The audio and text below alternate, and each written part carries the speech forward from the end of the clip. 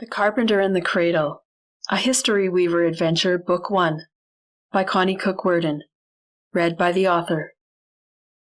Chapter 19. It was Coe's first council meeting to be included as a full member. He couldn't squelch a little bubble of excitement at the thought. He'd completed his mission successfully, and his role in the reason for the present meeting was major enough to guarantee him a seat as an important witness. The last time he'd attended a council meeting, he'd been bound hand and foot. He'd been the subject under discussion and not privy to any decisions made about his fate. Tonight, that part was played by the raven-haired, pony-tailed man dressed as a commoner, sitting quietly in the middle of a semicircle of council members. He was still bound by the ropes Coe and Taku had used to capture him. All were seated on the cool, bare earth of the floor inside the council chamber.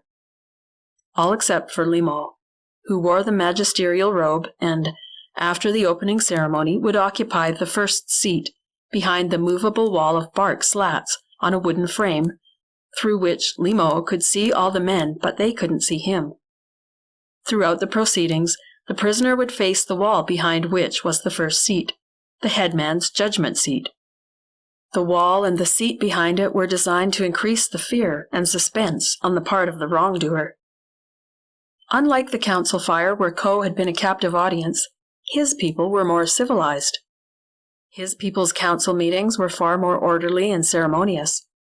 Yes, there was still a council fire near the center of the semicircle where the prisoner waited to hear his fate, but instead of holding their council fires outside in the wild, Coe's people held their councils inside the chamber where the first seat resided, along with the other sacred pieces, except, of course, for the most sacred piece of all. Its location was known to only a few, even of the highest council members, and, of course, to Coe. Unlike the one Coe had witnessed last night, this council fire was no ordinary fire, but was contained within the firestone, a boulder worn smooth and round with a hole through its center that held the sacred fire of the council meeting. The smoke from the fire drifted upward through the hole in the chamber's roof that was made to allow the smoke to escape. Coe was close enough to see the glint of stars through the smoke. The stars would disappear from sight after the nearly full moon took over the sky. The firelight created deep shadows on every face it illuminated, giving all the men a sinister, threatening appearance. Even though they were his own people, Coe couldn't help feeling a little fear at the sternness he saw in some faces, and the excitement of unleashed hatred in others. What was going through the mind of the bound man sitting calmly nearest the firestone, he wondered. Limo washed, then lit a torch from the sacred fire and used it to light the rest in the clay lamp holders attached to the tall pole, higher than a man's head. He lit the sage on fire in the other clay holder to fill the room with the soothing smell. He washed his hands again from the water stone, a stone basin that was a smaller version of the firestone, but with a hole that hadn't worn right through, forming a kind of bowl, and containing water rather than fire. Then he took his seat behind the wall in the first seat, and the meeting was ready for the bird ceremony. The council member whose turn it was to open the meeting by slitting a bird's throat and pouring its blood into the fire did so.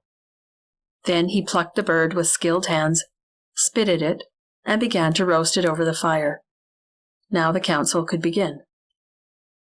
After the decision was made, the full council members would take turns gathering around the table of ceremony in front of the bark wall to partake in a bite of the roasted ceremonial meat, along with the ceremonial flatbread stacked on the table. And then the council would be finished, and on an ordinary council night, the men would drift away into the darkness to return, one by one, to their own homes. No discussion of the meeting was permitted outside of the council chamber, so the men were in the habit of leaving separately, so as to avoid any temptation to conversation regarding the night's happenings. Tonight was not an ordinary night, however. It was the trial of a captured enemy warrior, or a supposed enemy. Not much chance the men would return home immediately after this council meeting. As the first man rose to speak, Coe kept his eyes squarely on the back of the man in the middle, wondering what thoughts were going through his head. June leaned on July's shoulder and peered short-sightedly at the monitor, squinting to read the print on the search page July was scrolling through. June, get off! Your elbows are so bony. Can't you get a chair or something? And why don't you go get your glasses so you can actually read the page without having to be 3 inches away? Normally, June would have argued and defended herself, but she silently went to hunt down her glasses and a chair. Coral and Fern formed a small cluster of 2 around the computer desk as June walked away. They all looked intently at the background glow of the computer screen. See anything promising? July asked the pair. Not from this. There are about 1 million George Greens, and I don't see a single one that says anything about Beaver Row. Looks like it ignored the Beaver Row part of your search, Fern said. Except this one has something about beavers on his webpage, some kind of team name. Coral said, What if you widen your search? I mean, we can be sure the guy isn't from Beaver Row itself, or you'd all know him in a town this size. Why don't you widen your net and search for George Green, plus a bunch of other town names from around here, like Cherryton, Plumtree, Penhurst, and wherever else, places that are close anyway. I think you're right. I don't think Victoria would have come from very far away, because how would she have gotten here without help or using transport of some kind? I just wish we knew what she was doing here at all. Why Beaver Row, of all places? That is the mystery, July said in an undertone, concentrating on the screen. But you know what, girlies? I think the idea may have been a bad one. I'm starting to think we're barking up the wrong tree about Georgie Green. What? Why? June chimed in as she rejoined the little group and heard her twins' last statement. I think we're on to something. It just may be hard to learn anything from the internet about him, but think about it. Like one of those mysteries where the dying person, except fortunately Georgie didn't die, with their last gasp tries to give some clue toward the person who done it. She was trying to tell us who hit her with the car. Yeah, I thought so too at first, July said. Then she added, But we kept calling her Georgie, and even after she was speaking to us and told us what her real name was, she let us call her Georgie. Don't you think she would have reacted a little more if that was her stepdad's name? Like, she would have flinched the first time she heard us call her by it? Once she'd actually told us her real name, wouldn't she have insisted we call her Victoria? If George or Georgie Green was her stepdad's name, it's just an emotional reason, but I think it's pretty solid. The girls considered it in silence for a second, but Coral soon nodded. Yeah, it is a solid reason. I have to agree, even though it was me who first thought the stepdad's name was Georgie Green. After all, if I had a stepfather who'd try to kill me multiple times, and my friends kept calling me his name, I'd definitely put a stop to that as soon as I could. At least, you should have seen some reaction in her face when she first heard it, but you didn't, right? No, not that I noticed, June admitted. Although she didn't seem to react to anything for a long time. She was a blank screen. That was her face almost the whole time we knew her before she started talking. One thing I'll say for her, she really knows how to keep herself in check. So I don't know if that is a valid argument. July shrugged and pushed the rolling desk back from the computer. I'm not sure it matters because I don't think we're going to learn anything valuable about Georgie Green from the internet anyway.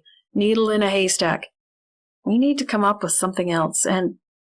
She cut June off, who had drawn a breath and opened her mouth to speak. Don't bother, June. I know you're going to tell me I'm the ideas person, so it's up to me to come up with something.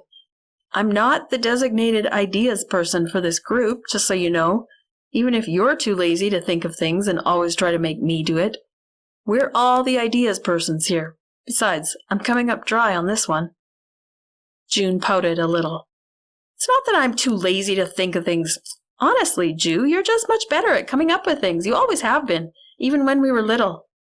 Well, we're not little anymore, and it's time you broke out of that mold of thinking and realized that you're just as capable of having ideas as I am, July half snapped at her. All the girls sat in silence, thinking, and staring mindlessly at the computer screen.